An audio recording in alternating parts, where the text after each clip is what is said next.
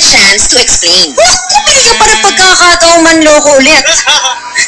Alright, hindi kasi sa akin, ang ano ko lang is kung huling-huli na, kailangan lang aminin na para ma-decide kung, kasi sa akin hindi naman ibig sabihin porke nahuli mo, tapos na eh. Magmumuhan ba tayo?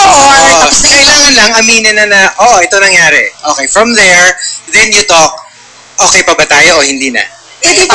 Kaya pa ba o hindi na? Para at least, kasi yun naman ang inevitable step eh. Saka may babae kasi, okay, kanya-kanya tayo ng threshold eh. So, kung napaka-unique ng cheating, may sa ibang couples, cheating is lethal.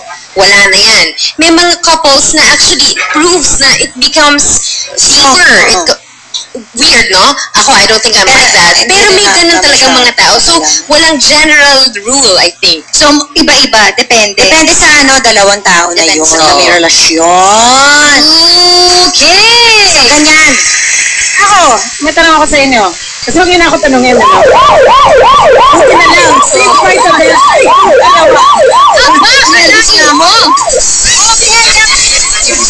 Okay, meron tayong katanungan na kaya sa ating mga guests.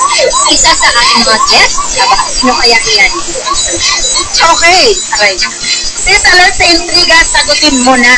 Alert sa totoo ba ang kumakalat na chismis na ikaw daw ay nagparetoke ng ilong at boobs? Connection talaga yung sa usapan natin ngayon. Tagal-tagal na hindi po. So, hindi totoo. Okay?